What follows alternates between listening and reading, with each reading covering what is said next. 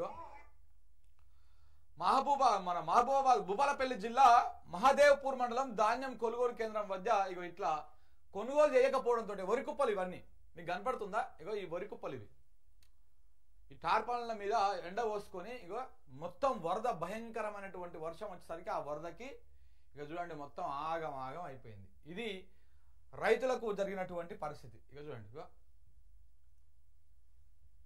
చూడండి ఎంత ఎటు చూసినా మొత్తం అవే. ఇగో ఇదంతా అదే, ఇదంతా వడ్లే. మరి మన ముఖ్యమంత్రి గారికి ఇవి కొనుగోలు చేయడానికి సమయం లేదు. చూడండి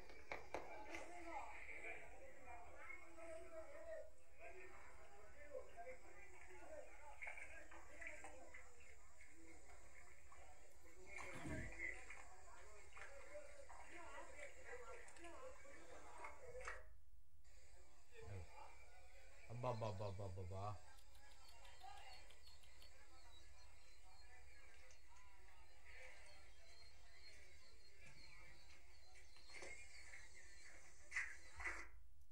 ఇట్లా కొనుగోలు చేయడానికి సమయం లేదు. నిన్న ఢిల్లీకి పోయిండు, మీటింగ్లో పార్టిసిపేట్ చేస్తేందుకు. దాని తర్వాత రాజకీయాలు చేస్తా ఉన్నాడు, ఏడ దొరికితే ఆడ మాట్లాడుతూ ఉన్నాడు. ఇంకా చూడు అబ్బా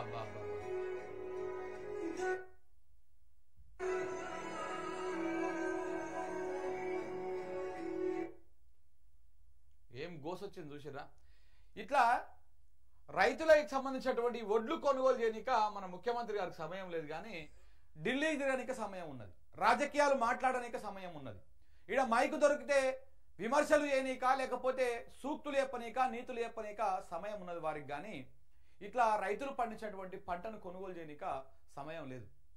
సారు చాలా బిజీ ఉంటాడు, మళ్ళీ 18 గంటలు పని చేస్తున్నాడు. ఒక ఆయన చెప్తాడు 365 రోజులు 24 గంటలు పని చేస్తూనే ఉన్నా అని చెప్పేసి ఉత్తమ్ కుమార్ రెడ్డి చెప్తాడు.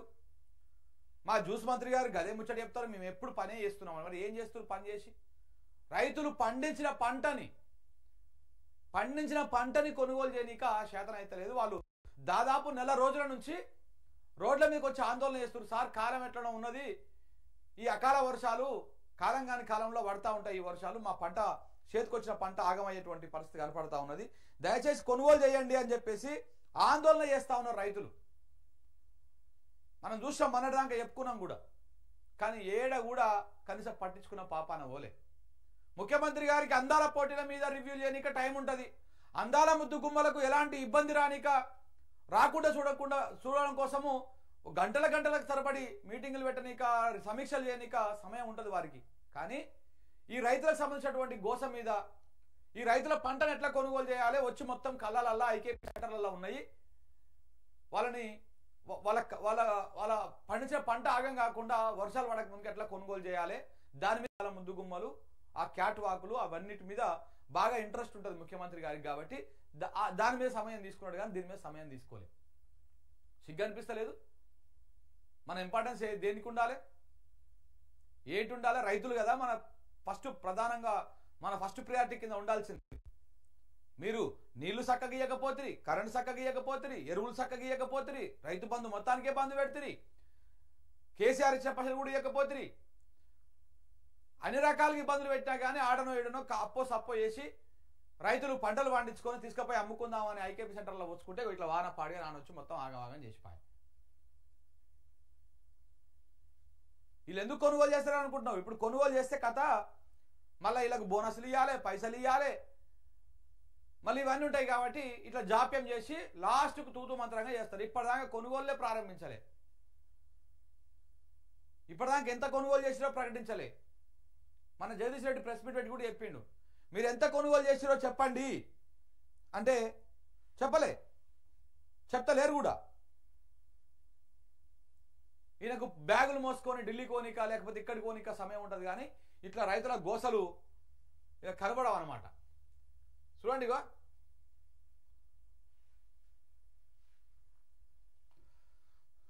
ఇగో ధాన్యం కొనాలని ధర్నా చేస్తా ఉన్నారు. ఏడా ఇది? వడ్ల కొనుగోళ్లలో సర్కారు పట్టింపు లేనితనం కడుపు మండిన రైతులు ఆందోళనకు దిగారు.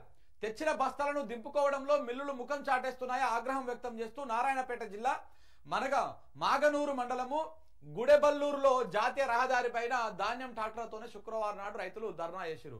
2-3 రోజులుగా మిల్లుల వద్దలనే పడిగాపు కాస్తున్నామని చెప్పేసి రైతులు ఆందోళన వ్యక్తం చేస్తా ఉన్నారు. ఈ ట్రాక్టర్లలో వేసుకొని మిల్లుల కాడికి పోతే మిల్లుల కాడ కొంటలేరు, ఇక్కడ ఐకేపీ సెంటర్లో పెట్టుకుంటే ఇక్కడ కొనుగోలు కేంద్రాలలో ఇక్కడ తడిసి ముద్దయిపోతా ఉన్నది. చూడండి, గురువారం రాత్రి శుక్రవారం కురిసిన వడగండ్ల వానతో కొనుగోలు కేంద్రాలు కల్లాలలో ఆరబోసినటువంటి ధాన్యం ముద్దయింది. జయశంకర్ భూపాలపల్లి జిల్లా మహాదేవ్పూర్ మండలము మండల కేంద్రంలోని కొనుగోలు కేంద్రంలో ధాన్యపు రాసుల నడుమ నిలిచినటువంటి వర్షపు నీరు ఇట్లా కనపడుతుంది. ఇప్పుడు చూపించాం కదా, అదే వీడియో.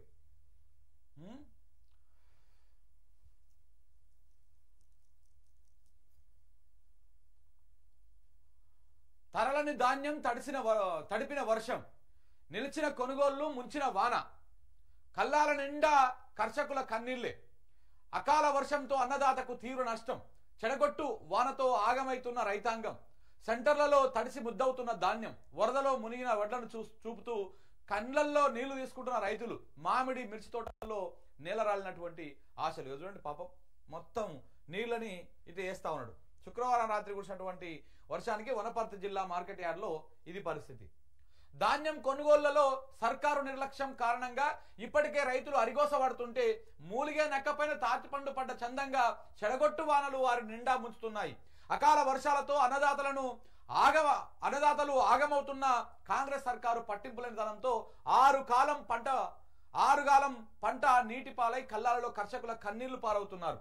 గురువారం రాత్రి శుక్రవారం కురిసిన అకాల వర్షము రైతాంగానికి తీవ్ర నష్టం మిగిల్చింది. ఉమ్మడి వరంగల్ జిల్లా, ఖమ్మం జిల్లాలతో పాటు రాష్ట్రంలోని పలు జిల్లాల్లోని కొనుగోలు కేంద్రాల్లో ధాన్యము తడిసి ముద్దయింది. మార్కెట్కు తెచ్చిన మిర్చి బస్తాలు తడిసిపోగా మక్కలు కొట్టుకుపోయాయి. కోతకొచ్చిన వరి పైరు సైతం నేలవాలింది. రాలిన మామిడికాయలను, ధ్వంసమైన బొప్పాయి తోటలను, తడిసిన మిర్చి బస్తాలను కొనుగోలు కేంద్రాల్లో వరదకు కొట్టుకుపోయిన వడ్లను చూసిన రైతులు కన్నీటి పర్యంతమయ్యారు. ధాన్యం తెచ్చిన వెంటనే కాంటా వేసి కొనుగోలు చేసి ఉంటే ఇంత నష్టం జరగకపోయి ఉండేదని, దీనికి ఎవరు బాధ్యత వహిస్తారని సర్కారు పైన మండిపడతా ఉన్నారు. వడ్లపై కప్పేందుకు కనీసం టార్పాలిన్ కవర్లు కూడా అందుబాటులో ఉంచడం లేదని వాపోతున్నారు. తడిసిన ధాన్యాన్ని ప్రభుత్వం తక్షణమే పూర్తి స్థాయిలో కొనుగోలు చేయాలని కూడా వాళ్ళు డిమాండ్ చేస్తా ఉన్నారు. ఇది కథ. ఇంత గోస పడతా ఉంటే మన ప్రభుత్వానికి, మన వీళ్ళకు మాత్రము ఇవేవి కనపడవు, ఇవేవి వినపడవు. ఏదో రాజకీయాలు చేసుకోనిక మాత్రం వీళ్ళకు సమయం ఉంటుంది, రాజకీయాలు చేసుకోనిక ఇది చేసుకోనిక సమయం ఉంటుంది. ఈ రైతుల గోస మరి తీరేది ఎప్పుడో, మరి రేవంత్ రెడ్డి గారికి ఇవి కండ్లకు ఎప్పుడు కనపడతాయో, కనీసం రివ్యూ ఎప్పుడు చేస్తాడో చూడాలి. ఇక చూసిరా, ఇక అది ఎట్లా ఉంటే ఈ ఆంధ్రజ్యోతి పత్రికలో చూడండి, ఏమన్నా కనపడుతున్నాయా మిత్రులారా? పత్రిక చూడండి ఒకసారి. ఆంధ్రజ్యోతి పత్రికల ఇగో ఈడ రిజర్వేషన్ల పైన 50% పరిమితిని తొలగించండి అని చెప్పేసి నేను సిడబ్ల్యూసి మీటింగ్ లో మాట్లాడినటువంటిదే ఉంది తప్ప వరదకు రైతులు ఆగమైనటువంటిది ఈ వార్త రాసిందా? రాయలే. ఇక్కడ మనకు అక్కర్లేని ఆంధ్రప్రదేశ్ వార్తను రాసిరు, మనకు సంబంధం లేదు అది ముచ్చట. కానీ ఎకరానికి 68 బస్తాలు డిఆర్ఆర్ దాన్ 75 రకం వరి వంగడంతో అధిక దిగుబడి. ఏం వంగడము? డిఆర్ఆర్ దాన్ 75 రకము వరి వంగడంతో అధికంగా వచ్చిందంట. ఏది? ఎకరానికి 68 బస్తాలు వచ్చినాయంట. పోనీ ఈనాడు రాసిందా ఇట్లా అకాల వర్షాలతో ఆగమైపోయారని? నో, రాయరు. డ్యామేజ్ చేసేట్టు కానీ ప్రజల కష్టాలు చూపిస్తారు వీళ్ళు. ఇగో తెలంగాణ నమూనానే అనుసరించాలి. తెలంగాణలో రేవంత్ రెడ్డి పీకి కట్టగడుతున్నాడు. ఈ నమూనానే మొత్తం దేశమంతా అనుసరించాలని చెప్పేసి కాంగ్రెస్ వాళ్ళు నిన్న సిడబ్ల్యూసి మీటింగ్ పెట్టుకొని షాయా బిస్కెట్లు, సమోసాలు తినుకుంటా చెప్పిరన్నమాట. రేవంత్ రెడ్డి నమూనానే ఫాలో చేయాలంటే ఏం ఫాలో చేయాలి సార్? ఇక్కడ మాట్లాడుతోళ్ళ మీద కేసులు, ఎవడైనా ప్రశ్నిస్తే కేసులు, అక్రమ కేసులు బనాయించేసి జైళ్ళల్లో పెట్టి రకరకాలుగా కోట్ల చుట్టుముట్టు, పోలీస్ స్టేషన్ చుట్టుముట్టు, ఇట్లాంటివన్నీ చేసుడు, దాడులు చేసుడు, హత్యలు, ఇలాంటి దుర్మార్గాలు అన్నీ జరుగుతా ఉన్నాయి తెలంగాణ రాష్ట్రంలో. ఇదేనా దేశం నమూనాగా తీసుకోవాల్సింది తెలంగాణ నుంచి?